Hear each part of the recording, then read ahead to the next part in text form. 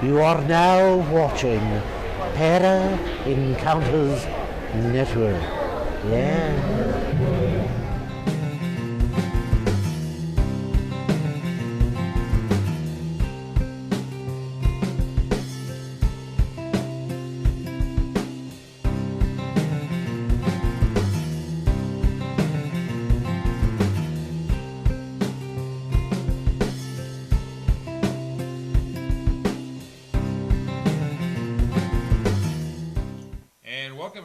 Welcome to PEMA TV. Welcome to Friday, October 24th, 2014. Didn't want to step on your lines this week. 1 week, exactly 1 week before Halloween. Yeah, it will be the Halloween next Friday. It will be. And we're going to have a stupendous replay, I'm sure. Because we'll actually be in transition. We'll be heading that way, or... I don't know what we're doing. It's Halloween. We'll be doing something. I got a box with 5 pounds of candy and I got to give away somewhere. And can't give it to me. I'm diabetic. Well, can't give it all to me anyway. Keep the hard stuff because that's okay. No, that's emergencies. You get the wax lips. Right? Yeah. Can't even have the candy cigarettes anymore. It really sucks. All right, guys. As always, PEN and PEMA TV are brought to you by Metaluna Boutique and Stones in Gladewater, Texas, where everything's insane. And on sale. And on sale, yes. Right now, it's 30% off summer tops, 10% off perfume, bath and body, and jewelry. Awesome. And next week, we're excited. We're getting to our guests. Trust me. Drum roll, please. But next week we will be at History, Haunts, and Legends, Fall 2014 edition. We'll be talking with our guest, who we'll let you know who it is here in a minute. Of course, if you're here, you already know who it is. We'll be there. Mr. Whittington will be there. Larry. Martha Hazard Decker. And Jeremy Jones. Jeremy Jones will be there. Selena will be there. Kathy Nance. Kathy Nance will be there. And we'll be there. We're actually speaking. Yeah. We've even talked about it. We might even actually be disclosing some of the data we've collected over the years. Yeah, and we don't do that often. Yeah. People wonder what keeps us going, so kind of that out, but everybody's here to see our super stupendous guest tonight, who's also doing a gallery. Yes, he is. Next weekend. We are joined tonight by our very good friend Dakota Lawrence. Dakota, are you with us? Yeah, how are y'all doing tonight? Well, if I was a puppy, I'd need 2 tails.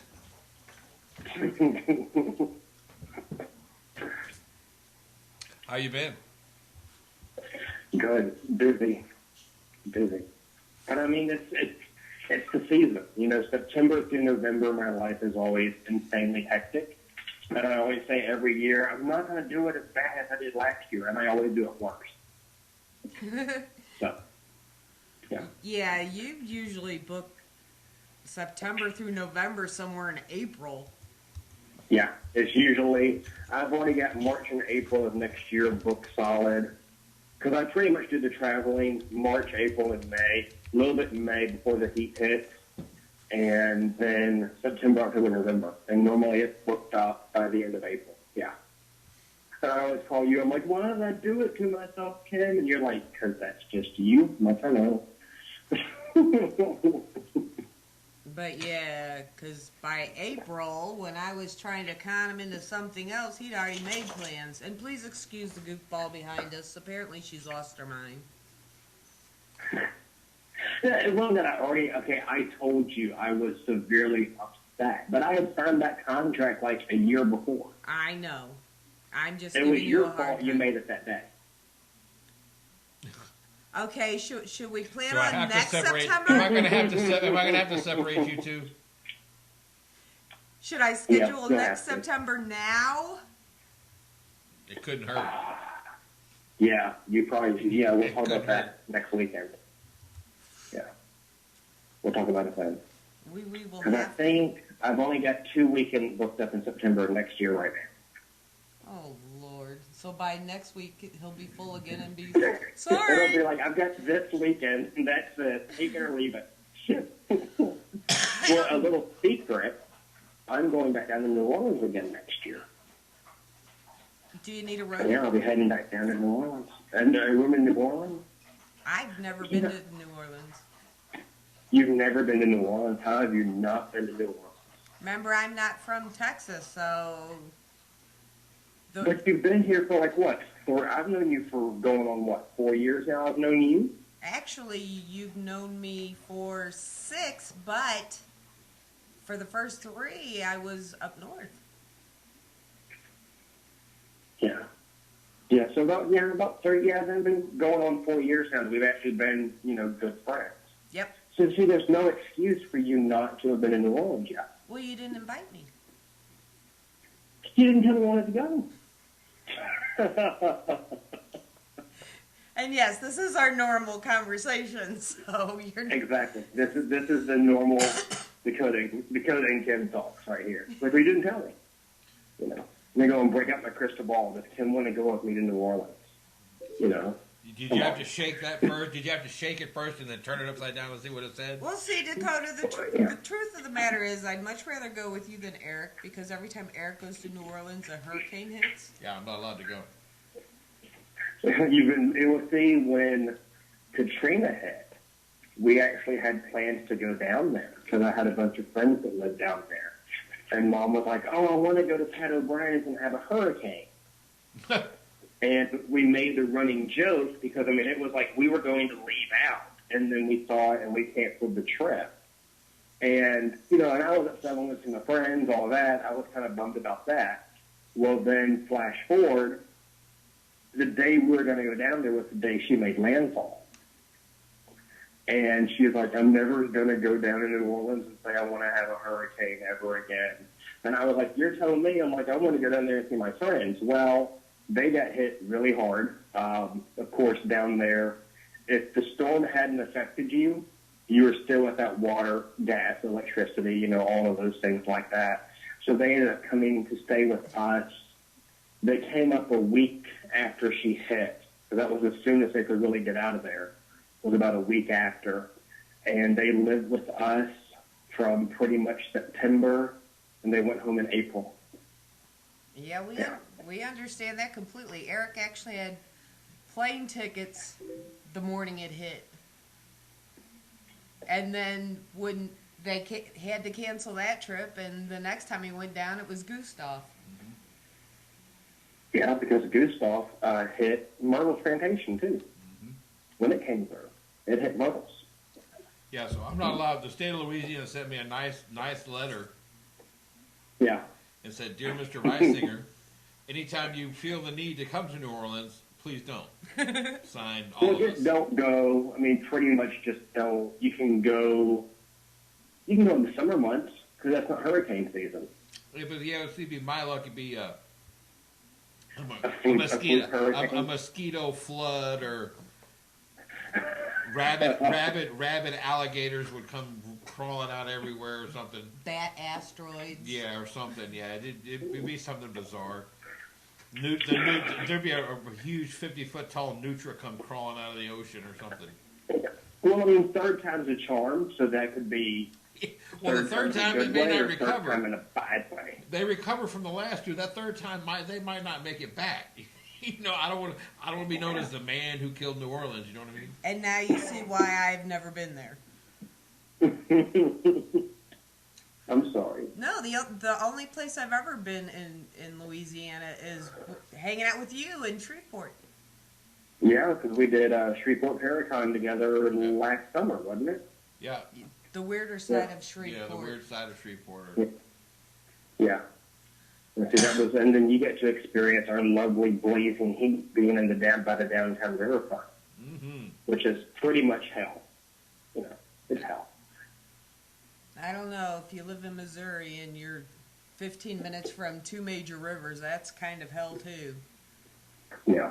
Well, see, when they filmed The Gates here, I shot a featured extra role on the Gates, but I had read for a lot of the cast and crew there, and I was going to come a little bit in wardrobe and prop and all that, and all of the actors were like, "How do you live here?" And I'm like, "What do you mean?" They're like, "It's blazing hot." I'm like, "This is May. This is not hot yet." Right? And they're like, "Yes, it is." I'm like, "Just wait. Just wait." Come And then, back of course, time came by, and they're like, "We can't take it here. We're miserable. This is the worst we've ever been in. It's just horrible." I'm like, "You get used to it. You do." right. But I mean, for me, I would rather be too hot than too cold.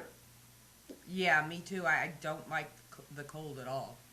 I'm genetically designed for the cold weather. I'd rather have it be cold than hot. But that's just To be me. hot, you can handle easier. Once you get cold, it's hard to warm back up. To Yep. me. Yeah, once I get cold, I don't thaw out till June. Yeah, exactly. We've only got I'm already 2 complaining. I'm like, teaspoons "It's left. too cold. I don't like this. This is horrible." See? Like, oh, Lord. Well, Dakota, people, I'm sure everyone that hasn't been under a rock for the last 5 years or 6 years in the paranormal knows of you and your abilities. But could you kind of explain to our viewers for a little bit about what you do and how you do it? Well, I'm a clairvoyant medium, born and raised. I started doing readings at 12, went professional at 15, and here it is almost 13 years later. Family inherited, so I was raised around the whole psychic, intuitive family vibe.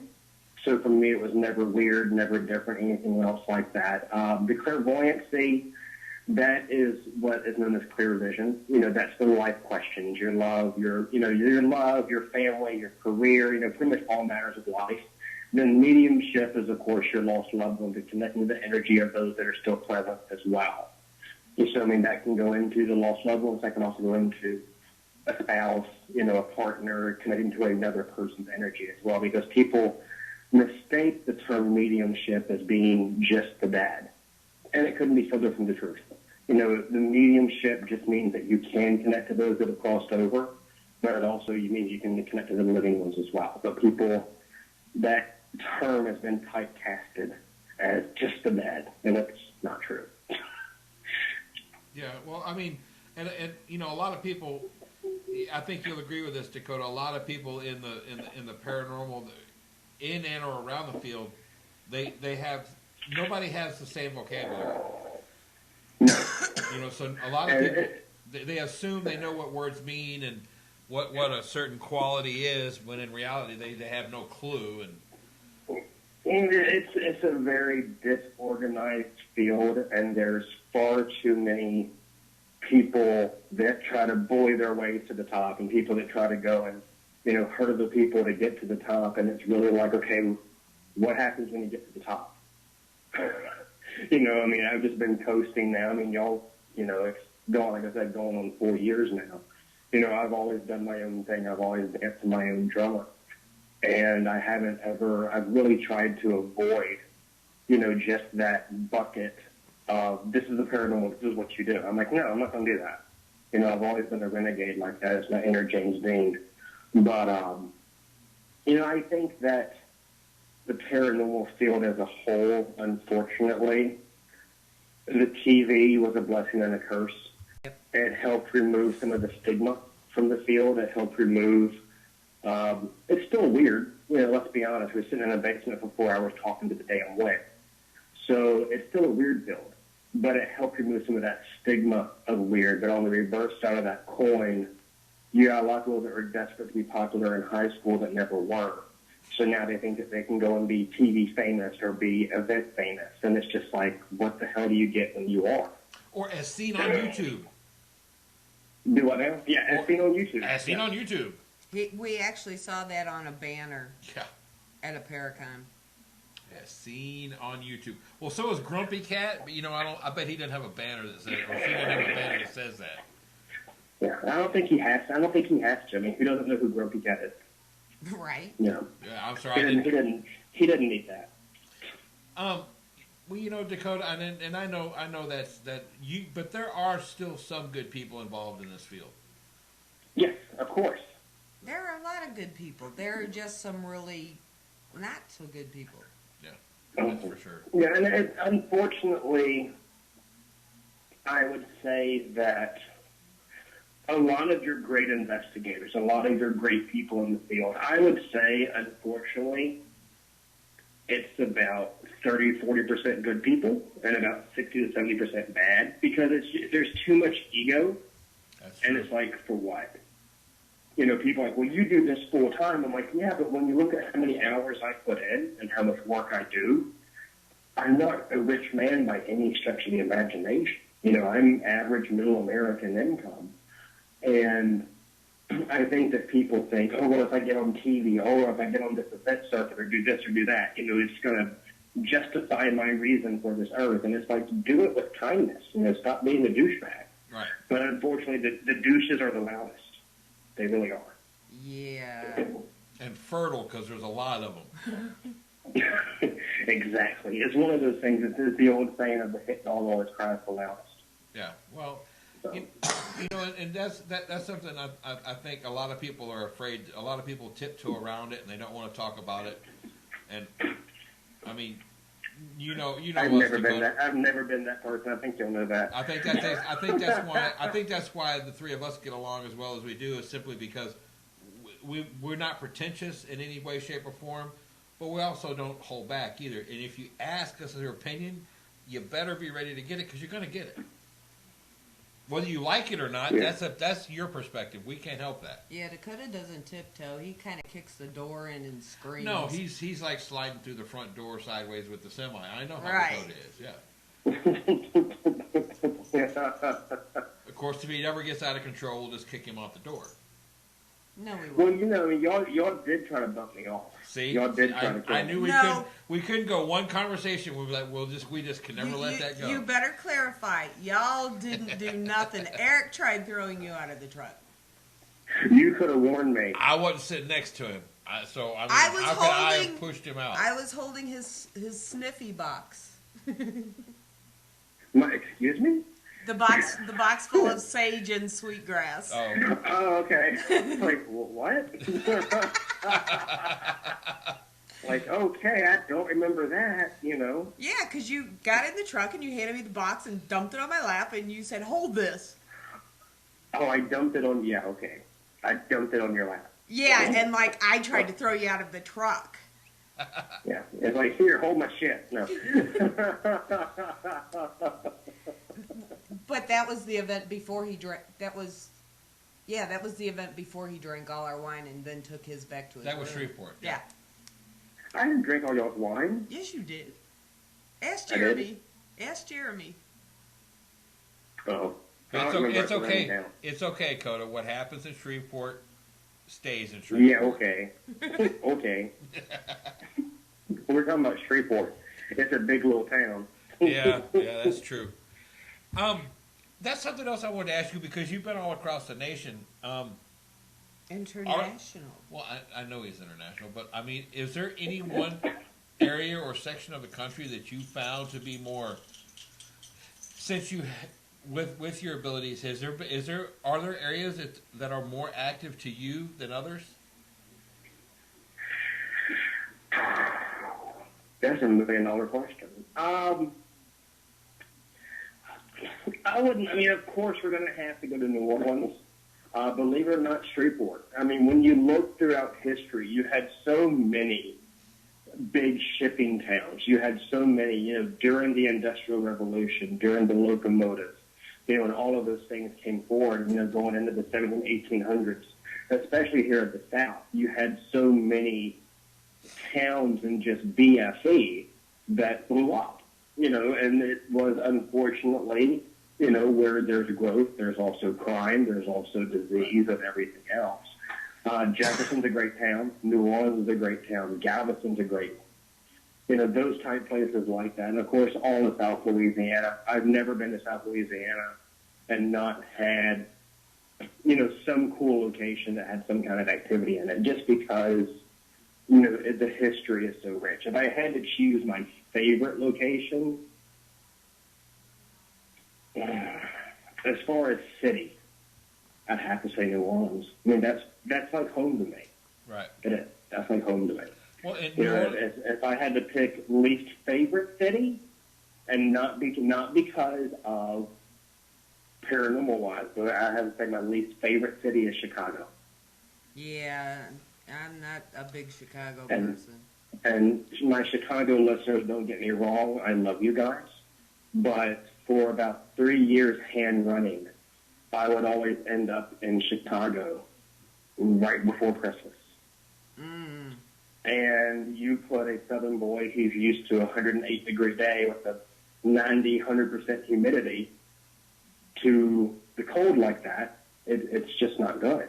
Yeah. I mean, I was out there. I knew I was out of place when I walked outside of the hotel to smoke. And I said, "Oh, my God, that's a blizzard." And this guy started busting out laughing at me. And he's like, "You're not from here, are you?" I'm like, "No." He's like, "That's a light flurry." And I'm like, "What?" "What?" He's like, "That's a light flurry." I'm like, "No, I'm ready to go home." And, of course, I always end up on the flight that the plane's wings are frozen over, or this has happened, the plane's delayed due to an ice storm or snowstorm or this or that. So I will get in Chicago, supposed to be out Sunday. I won't get out of there till, Tuesday, Wednesday. Yeah. So I finally said, okay, from October till March, forget it. I'm not coming. I love you guys. Don't get me wrong, but no. So on those flights, Dakota, do you become that hysterical lady on airplane where the people were all lined up down the aisle? Slapping her? It's more like that episode of Twilight Zone, wasn't it, with the gorilla? Yeah, with Just trying to rip out the engine. Yeah. So on the flip side, is there a particular city to where there's supposed to be a lot of hauntings and great buildup that just totally disappointed you as far as the paranormal side goes?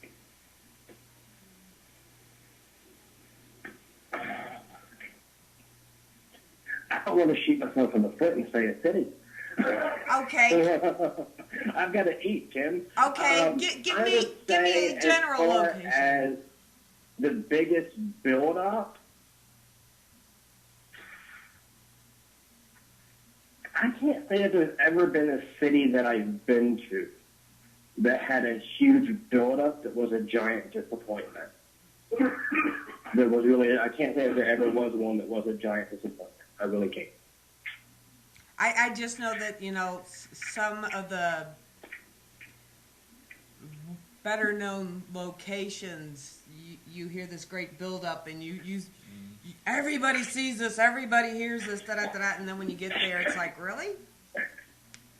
If I had to choose a location like that, I had to hit the Alamo. Yeah, because people are used to John Wayne and some of the movies from back in the late '60s, middle '60s, late '60s, the westerns, where the Alamo appears to be this huge, masonry building in the middle of the desert, and it's a huge fort, and it's a mud hut. Yeah. It's a mud hut in the middle of San Antonio. What did I tell you? Yeah. What did I tell you? It used to be. It used to be pretty big. I mean, what's left now is just a missionary. It did used to be pretty big, but I have distant relation to Davy Crockett. Like, I'm like maybe 1% blood kin to him now from just the family breakdown of the genetics. So, when I was there in San Antonio, I was going for, the family history aspect. I mean, that part was cool, but of course I was thinking, okay, historically speaking, talking an old missionary, you're talking about most likely, because it was a missionary for so long, you're going to have burials there on site. You're going to have all those things like that. So a lot of the old churches did, revere their dead, with the priest and the people like that. They buried them there. They buried them under the altar. It didn't matter. Right. So I was expecting to have like a really cool, haunted paranormal location. It was very peaceful. Yeah. It wasn't anything like I was going to expect it. And I thoroughly enjoyed my visit there. We were down there for Phantom Fest, and that was actually last month. In September, I was down there for Phantom Fest, and we were staying at the Mingra Hotel. So, of course, I'm like, I have to go see the Alamo for family reasons. I've got to go find that. So I go and say, I wonder where the Alamo is. And I open up my hotel window, and literally right underneath our hotel is the Alamo. And I'm like, okay, that's awesome. Yeah. That's cool. Yeah. Well, It wasn't a long walk for me. when we went, it was a disappointment to me because being from the Midwest, when you see pictures of the Alamo, it looks like there's nothing around it. It literally looks like it's in the desert. Yeah. And when I first saw it, we walked up out of the Riverwalk, and there it was between two skyscrapers. I'm like, really? Yeah. Yeah. Yeah. Well, it's just like South Fork, where they film Dallas and J.R. Ewing and all of that. When you actually go to the South Fork house, it's only not that big. Yeah, it's only like 2,000 or 2,500 square feet. It's not even. Yeah. I mean, it's amazing what they can do with aerial photography. You know what I mean? Yeah. With the zooming in, the zooming out, and moving toward. It's amazing what they did because they did a lot of work with South Fork. Yeah, but I would agree. South Fork is the same way. It's very. And this will be for all of our German listeners because South Fork, Dallas is still huge in Germany. But yeah.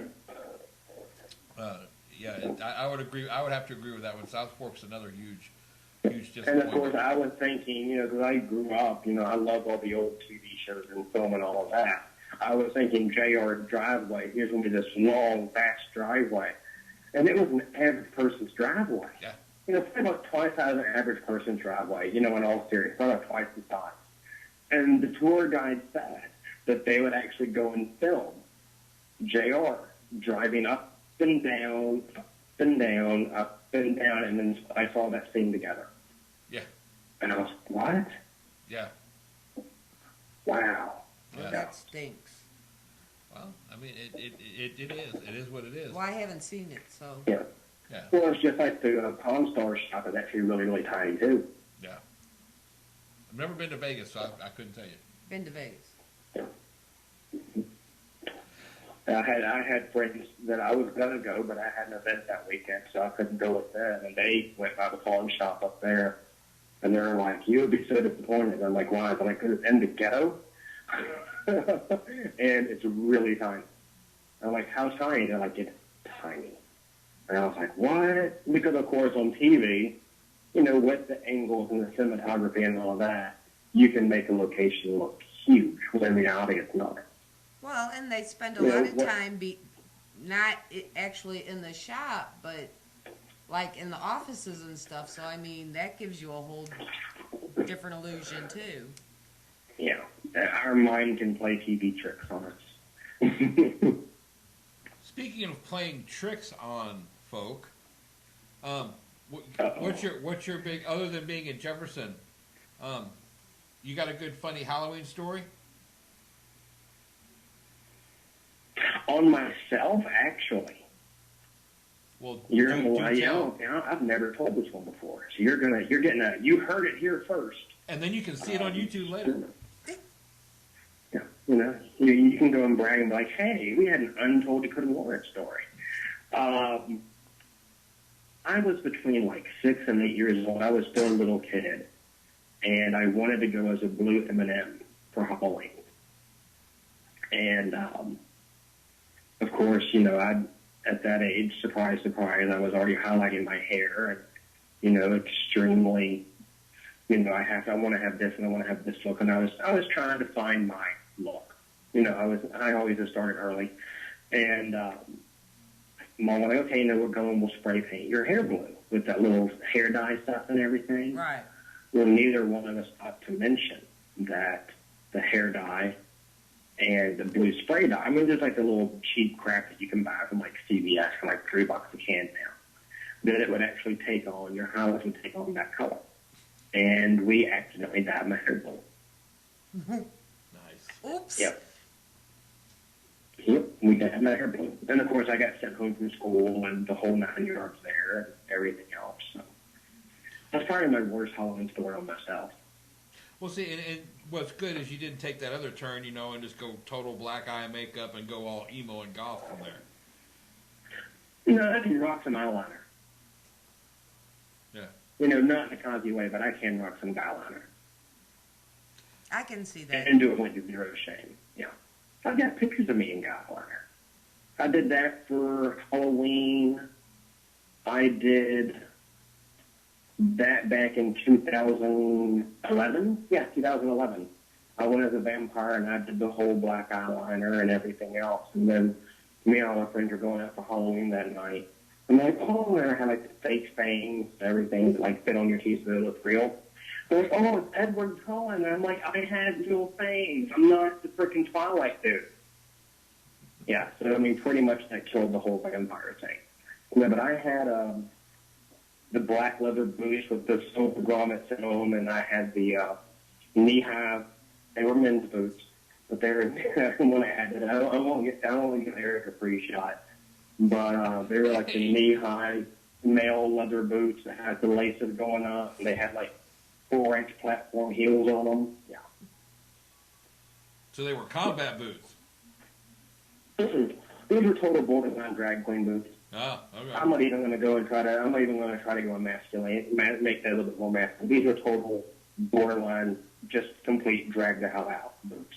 So they were definitely something they would have worn Rocky Horror Picture Show. Oh, without a doubt. Favorite character in Rocky Horror Picture Show, Dakota? Rocky. Yeah. I love Rocky.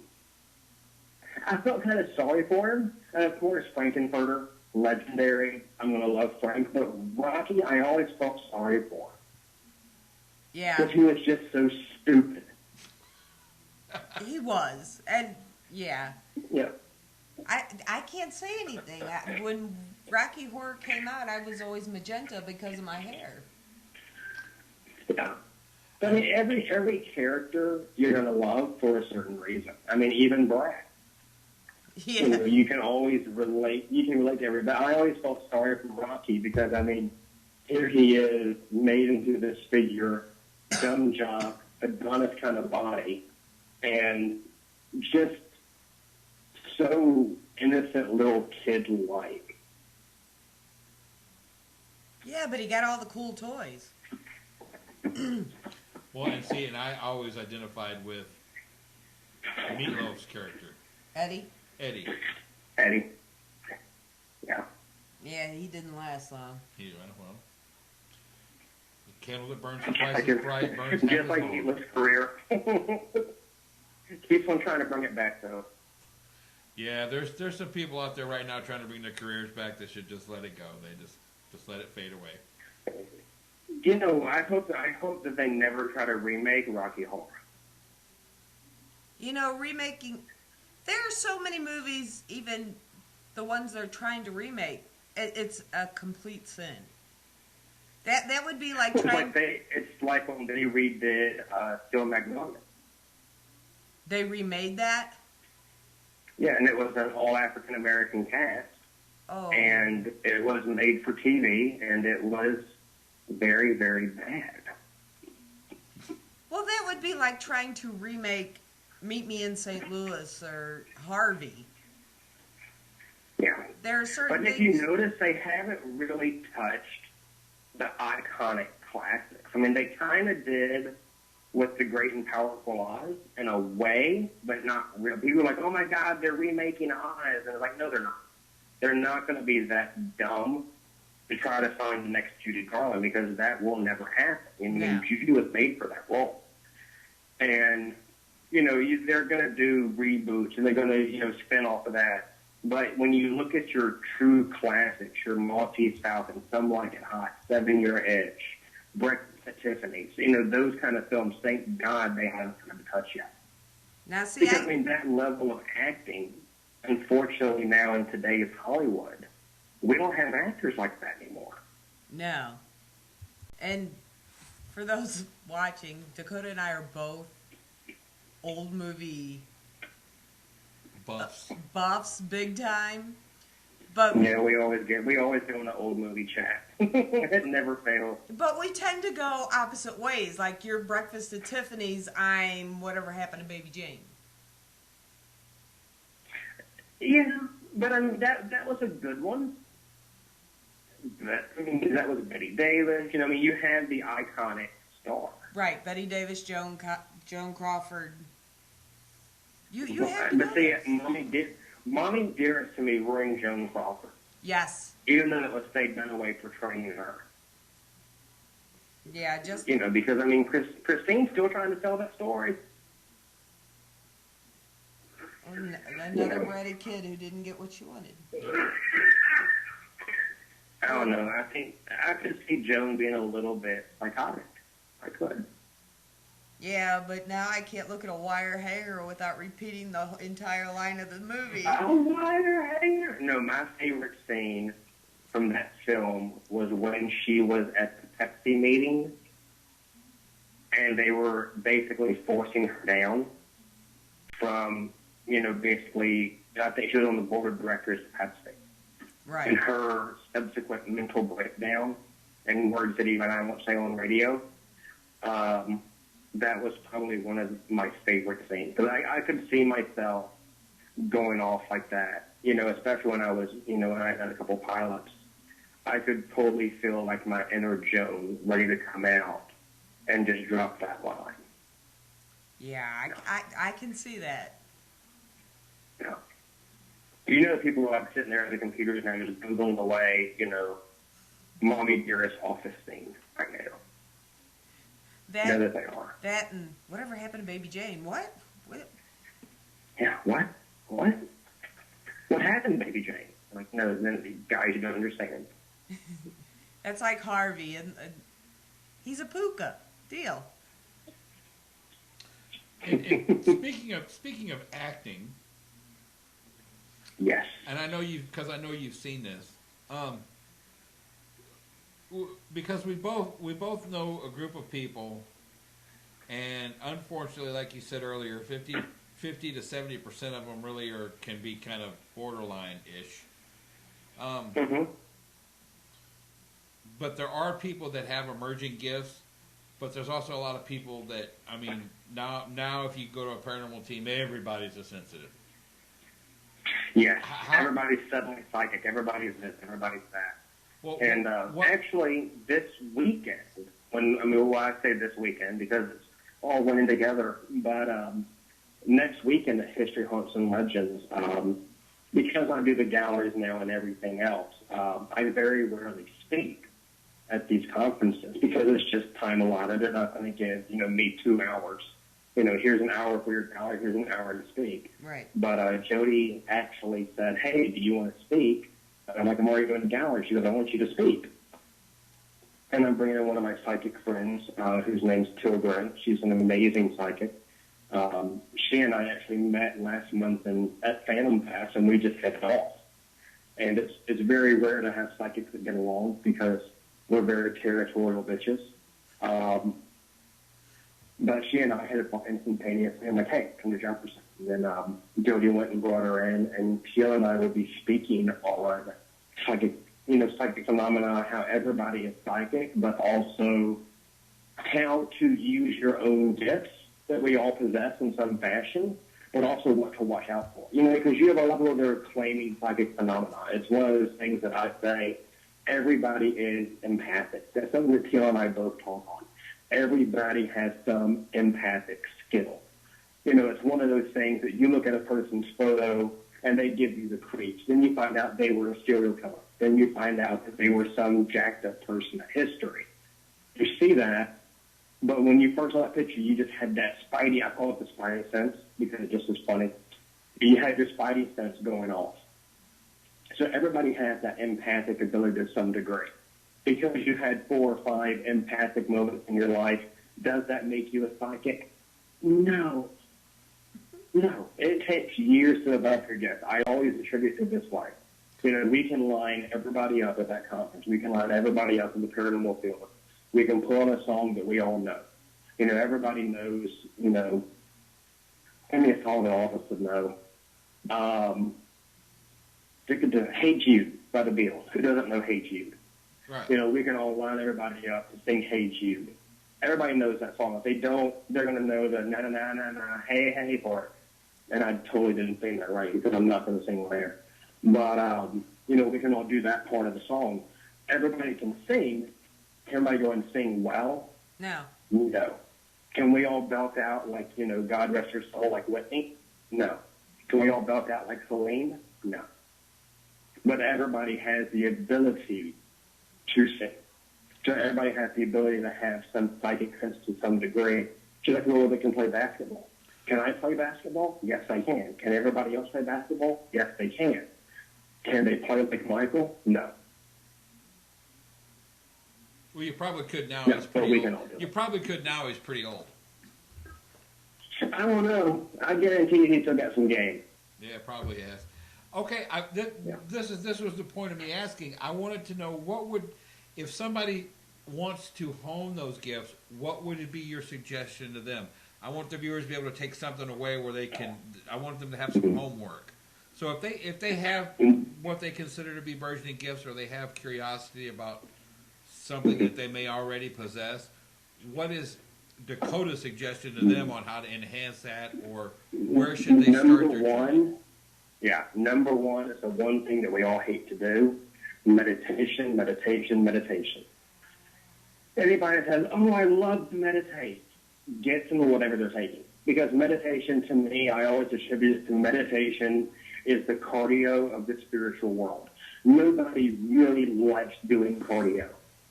But we all need to do cardio to some degree. Nobody's like, "Oh, I want to walk around the block for 5 miles." No. You have the little perky bird chick, which that's fine. Do you, boo? But for the most part, nobody likes to do cardio. Meditation is a psychic's cardio. It truly is. So it's staying centered within oneself. And the biggest mistake that a lot of new readers make, and I always say this, is it's not about you.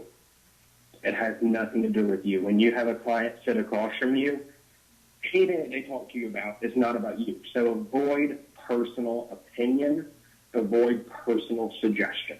If they ask for that, that's fine. I would say that a reading is 50-50. It's 50% intuition, 50% counseling. But don't make it be about you. If she's coming to you and she's dating a married man, okay, while you might personally feel that's wrong, me personally, I don't give a shit. That's their relationship, not mine. But don't try to put in your own thoughts. Don't try to say, "Oh, well, the man never goes back to her," because there are some instances, though they are rare, there are instances a man does leave his wife to be with her because he's in an unhappy relationship. There are no two situations are ever alike. That's why I still love to do what I do. So always meditation, don't make it be about you, and don't think that you're God, because you're not. That's true. The moment you truly, I'm arrogant, but I'm not arrogant with my readings. I have that cockiness. I'm not saying more cocky than I would say arrogant, but I am a cocky individual. I have that quick tongue. I have that sense of humor, not in a hurtful way, but more in a, Dakota's going to say what's on his mind, and he's going to make a joke out of anything. I'm the guy that, thinks that we should be laughing at funerals, not crying. So don't let your ego get in the way of your talent, because there's nothing worse than seeing somebody stand up in front of a crowd for an hour and go, "Oh, well, I had this type of experience. Oh, well, what about this experience? Oh, well, what about that experience?" Shut the hell up. You're here to help these people, not talk about how awesome you are. So, just be aware of that. When it comes to psychics and investigations, treat them like you would a DVR recorder. Treat them like you would a mail meter. Treat them like you would any other tool that you're using on an investigation. Nothing drives me more insane than to go to an old haunted location. Well, a psychic said that there is a woman here in a white dress, or a psychic said that there is a woman here named Mary or Sarah or Elizabeth or this or that. And they're like, "Oh, well, the psychic said, so it must be true." No. When you go into a location, write down your feelings. I always say for the developing psychics, go into a haunted location, clear your mind, don't think about anything. Take a pen and paper with you, style a notebook, take in there with you, and just write down what your impressions are. Then go back, do the historical research, and see what you were hitting on, and understand where. And the biggest thing is that a lot of readers make a mistake too, is they push for more information. They try to get more. Let spirit come to you. The moment you try to push, is the quicker the energy goes away from you. That's why I always say in my galleries, and you guys have both attended one of my galleries before, I say I give what I get. Nothing more, nothing less. Right. Yeah, they should just be a conduit. You are just you're the telephone talking between two sides. Yeah. Yeah. Exactly. And would you think that it's also a misconception? Just because something traumatic happens in a place, that doesn't necessarily mean that it's uber haunted. No. No. Well, people always go and say to me, because I'm such a Titanic history buff, do you know that the Titanic is haunted? The ship itself? No. Very few people that were on Titanic. Now, there were people that did die on Titanic, but very few people that were on Titanic died on the ship itself. They died in the waters. Mm-hmm. So you want to go to the haunted location, go to where she was when she sank.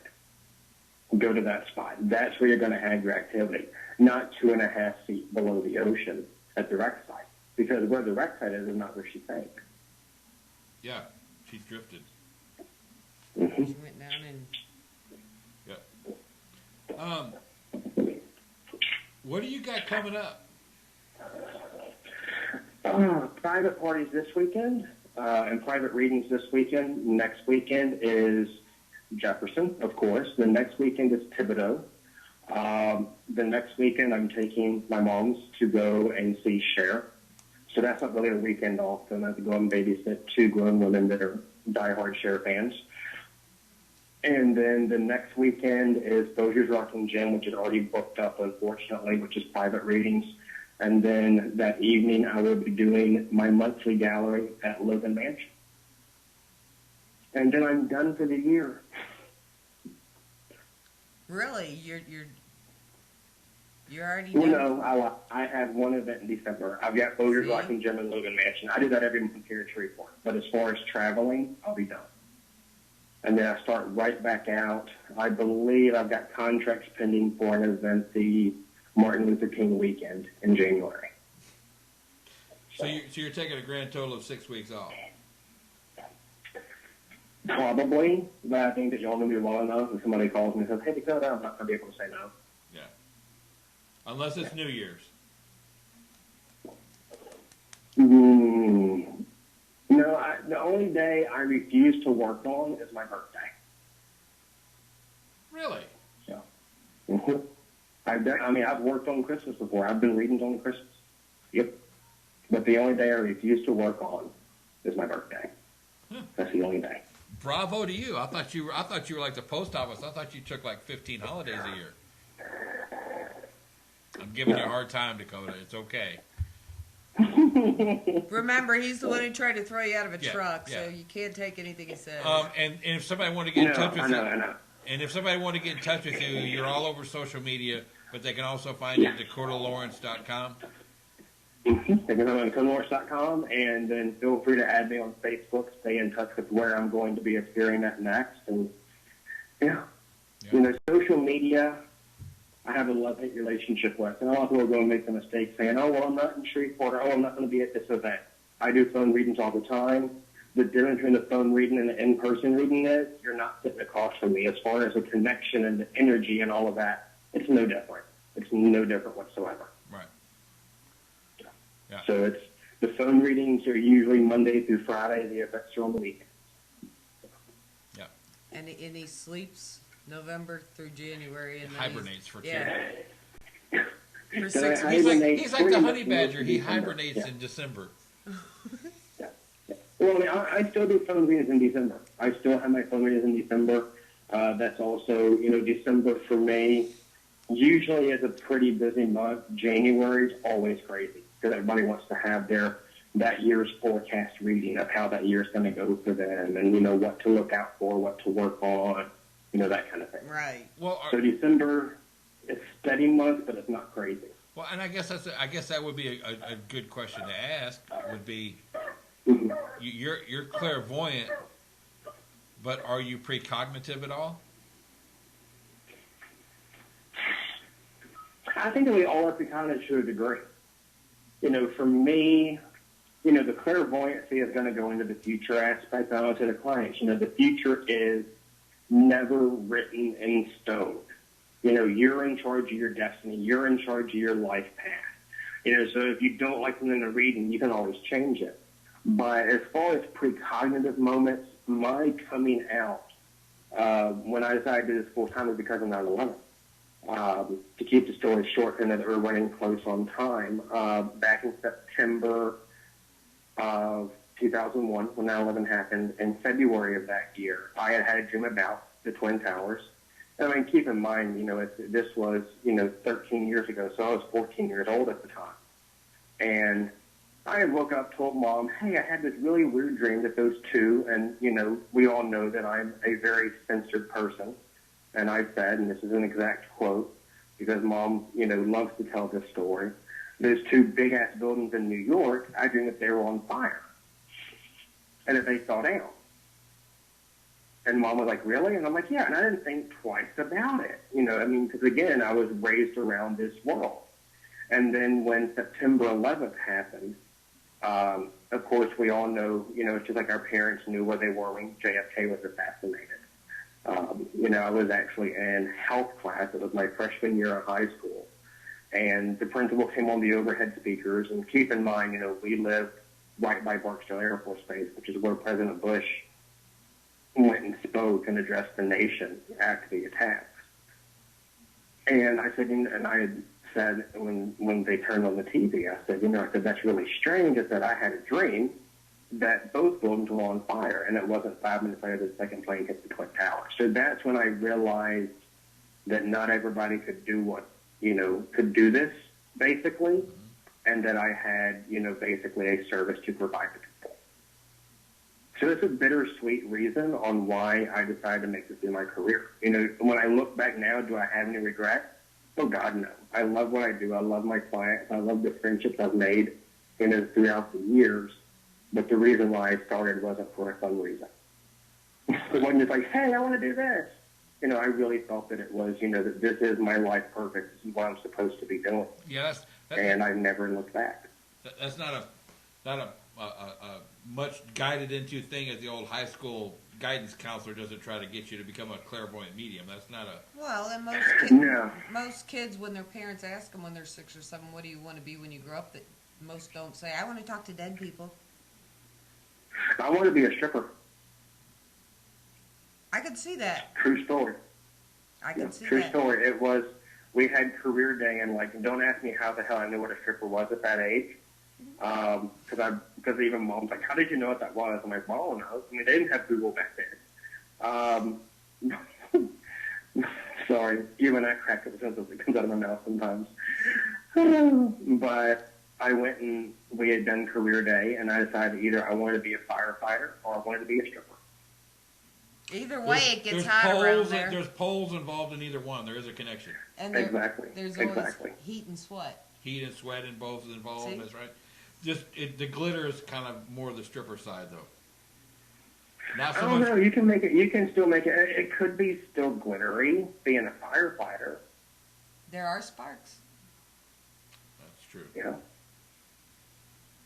How do you know this, Ken? I hang out with you.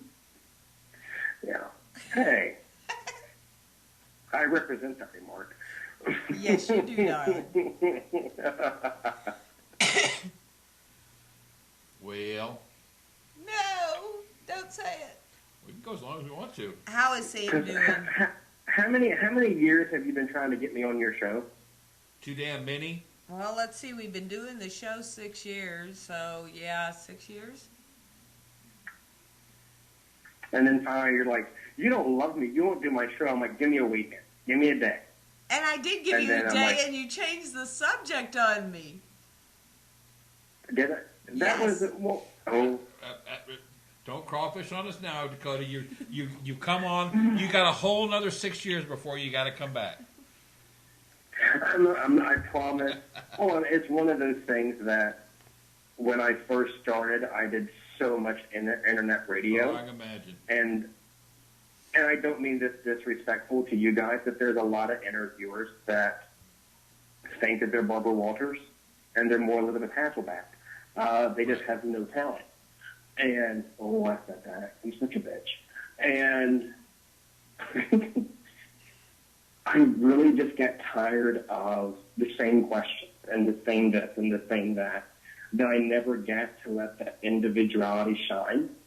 So I said, I'm not going to do them anymore. I'm tired of it. And I went to SM and AM radio. And I've been doing that for a while now. Because, I mean, SM, AM, they want to have that hot topic. They want to have that debate. That's how they keep their listener base. And that was when I moved to SM and AM. And then, I do, here locally, I do TVKI and Keel every month. I do those locations now. And, it's like paranormal radio. I'll do one show, maybe twice a year, maybe something like that. Right. Well, I never took it personal. I just took it for what you said. I don't want to do it right now. If I change my mind, I'll let you know. So I waited. But I was for about a year and a half. I was doing 2 or 3 shows a week, and it was great. But then it was just kind of like, okay, I'm tired. Yes, I'm clairvoyant. Yes, yeah, I know.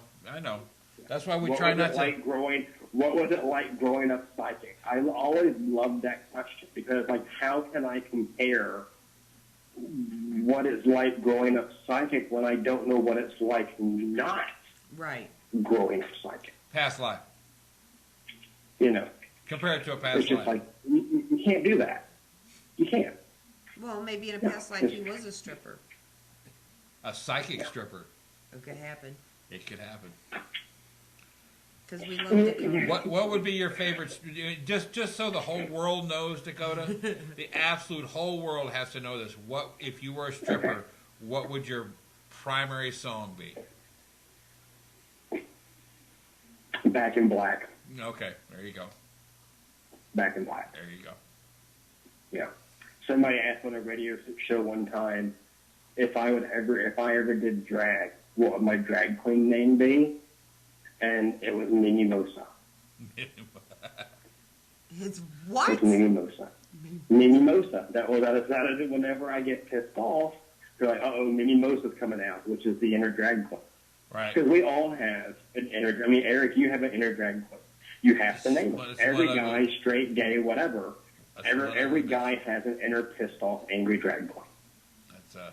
That'd have to be one ugly bitch, Dakota. It would be. Yes, it would be. Yes, it would be. It'd be kind of like the She-Hulk.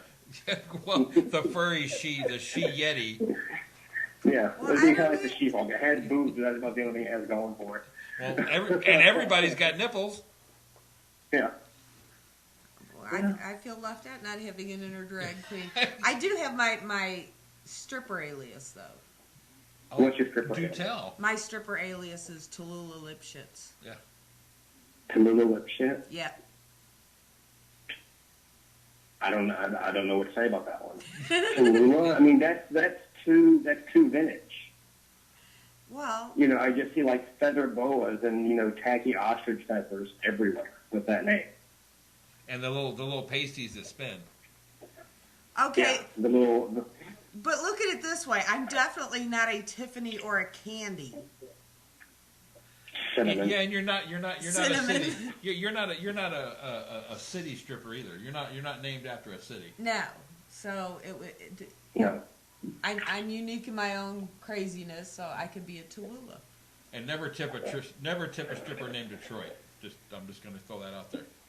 And we don't want to know. Never do. Never do. Mm-hmm. Well, Dakota, No. thank you so much for coming on tonight. Well, thank you guys. It was truly a blast, and I absolutely enjoyed it. So thank you guys so much for having me on. Well, hey, and now everybody knows you will probably have people show up handing you Back in Black tapes And glitter. now at every place you go. Back when I worked on Supernatural, because I was a booking agent part-time, and I actually had one of my clients finally tell me, quit promoting our career and promote your own. And I followed her advice, and I will not say this in the arrogant way, but I think that her advice was correct. But Supernatural fandom was one of the funnest experiences of my entire life, because the fans, you had a division. You had the really, really great people, and you had the really stupid, dramatic people. But I had worked with all the actors, so I was people knew who I was because of that. So it was like I was recognized by proxy kind of thing. It was kind of like I was like one of the group, but I wasn't part of the show kind of thing. And I worked with Supernatural from seasons 2 until the end of season 5. And my contracts ran up right when 6 started. And I had made the statement of, and I was actually in Chicago. I was doing a paranormal interview, and, you know, the Supernatural fandom had added me on Facebook, started following me and all of that. And they said, you know, what's the one thing that you absolutely have that you have no control over? And at the time, I've cut back a lot, thank God. I quit eating sugar, and then I gained 20 pounds. Find the irony in that. But I said I have a diehard sweet tooth. And that event, I had literally people bringing me bags and bags and bags of candy. And then I had a girl there named Amy, and we've stayed in touch ever since. She walked up to me and said, hey, you know, they had like the message boards, and everybody knew what everybody else was doing kind of thing. And she said, hey, I heard that you wanted candy. And I'm like, I said that in jest. But hey, I mean, I literally, they had to go and mail like this big old box from home to home of candy. I mean, I had people that brought like stuff overseas, or like the liqueur candies and everything. Right. I mean, I was like, this is amazing. You know, because I'm like, I didn't know they made margarita chocolate. It was like real margarita with like tequila in it. And I'm like, this is amazing. They're like, we do not have our stuff together when it comes to our chocolate. No. And she said, I know what you really need. And I said, what? And she pulls out this little canister, like this metal tin, and it had Jack Daniels on it. I'm like, oh my God, that's so unique and so cool. She goes, and this other man loves Jack Daniels. Literally, she had brought me a bottle of Jack Daniels. And I was like, you are an amazing individual. And we've stayed in touch ever since. We're talking, it's been 6 years now. You know, and she and I stay in touch still. Yeah. So there's always those little weird moments that you have of life on the road. You always have these really weird, cool stories like that. And there has to be Amy giving me a bottle of Jack Daniels. Probably one of the highlights of the most interesting gift to have ever been given by somebody. Yeah. Yeah, I can see that. Yeah. But then when y'all came to Shreveport, y'all got a gift back too, which I thought was really impressive. That the Investigator gift we back. Did. Yeah, It was wonderful. And I was like, wow, Shreveport, you have some class. What little bit of the wine I got to taste wasn't bad. That wine was not good. We know that, but that's why we didn't understand you drinking it all. We have to thank you, Dakota, because you tested not only the stuff at the top of the bottle, you tested the stuff at the bottom of the bottle too. No, I did not. That is so not true. Yes, he did. No, because we went to El Dorado. Jeremy and all of us did. We went to El Dorado that night. Yeah, but that was only after you screamed at Pam for standing up out of her wheelchair. That's a funny story, though. That was a funny story. It was funny standing there watching it because I was there. Yeah, you were there. You have to tell the story now. You have to tell that story because I don't want to, because I don't want to get any hate. Okay, the story is this. Poor Pam had been a victim of carbon monoxide poisoning to the point to where she couldn't walk. So she was in a wheelchair. And after therapy and everything, she was able to stand up a little bit and walk on crutches a little bit. But because it was a big event, Jeremy brought her with her wheelchair. They were all going out. I went down with them to wait for them to leave and to smoke a cigarette. Now keep in mind, it was like 1 o'clock in the morning. Yes, it was. And there was no shuttle service. And Dakota decided he was going to go in and get a courtesy van. So he went in and explained to him, we're wanting to go here. My friend, she's in a wheelchair. She's a little embarrassed trying to get up and wiggle into a cab. Can we get a courtesy van? They said yes. As he walked out the door to say, hey, I got the courtesy van, Pam's legs cramped, so she pulled herself up and was standing in front of her wheelchair. Dakota throws open the door, and out of his mouth, I swear to God, flies, bitch, sit your ass down, you're ruining my game.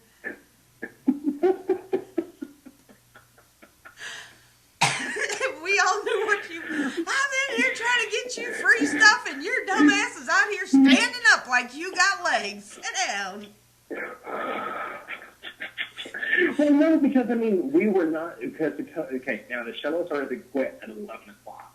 And they said it quit at 11. I said, but we've been drinking.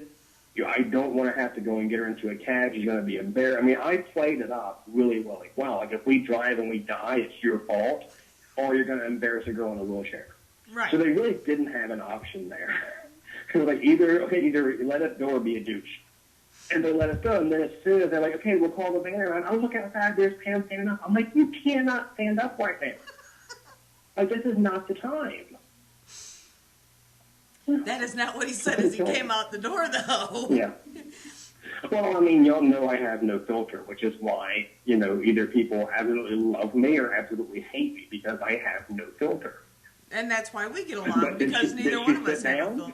She did sit down. Sit down? But she only stood up because her legs had cramped up. And you could actually see the muscles starting to contract.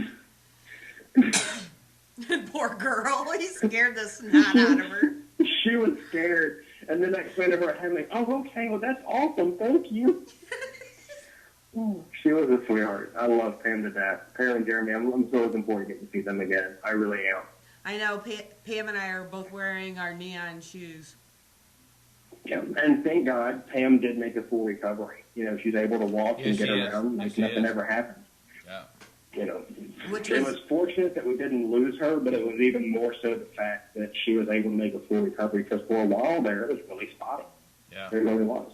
Well, and I mean, the poor thing, it wasn't bad enough. I mean, her dad had pulled the tractor in and carbon monoxided her almost to death. But a week later, he cut off his fingers like downstairs at the same place. So wait, what happened? He cut his finger off. Oh yeah, I remember that. And this was all like within a week's time. But yeah, when I met Pam was Shreveport and she was in a wheelchair, and I was trying to explain this to Wendy. And she was telling me no. I'm like, ask Dakota. He'll tell you. I was trying to explain the whole shuttle bus thing. Yeah. That was a fun event, though. I mean, Shreveport really surprised me. Oh, it was amazing. It was a fun event. And when they do it again, I'm sure it'll be even just a little better organized, and it'll be just that much better an event. Yeah, and hopefully not in the heat of the summer. Yeah. Because that part really confused me. That's hard on a fat man, too, trust me. I would like to mention that Helen is in the chat room and said she can see you yelling at Pam like that. Oh, Helen Iverson? Yes. Oh, tell her I said hey. She can hear you. Wait, she can hear me. Wow. That's why y'all love me. Of course it is. Okay, folks, we're going to get out of here real quick. If you're going out investigating, be careful, protect yourself. Be safe and take a jacket because it's cool out there. And if Dakota's coming to your town, go check out his gallery. It is a life-changing experience, I can guarantee you. And, thank you so much. I appreciate that. And if it's not, come see me and I'll change your life. Yeah, and if not, just follow him around, and within an hour's time, he'll do something that makes it worth your trip to come up there. And he does appreciate liquor-filled chocolates. Yes, just he saying. does. Yeah, I do. Yeah, thanks. Well, you guys, thank you so much for having me on tonight. I truly did enjoy it. And I promise that it will not be another 6 years before you'll have me back on. It would be a good 3, but that's okay. That's okay. We can do that. Yeah. All right, everybody. We can make it work. Yes. All right, guys. Be safe this weekend, and we'll see y'all next weekend.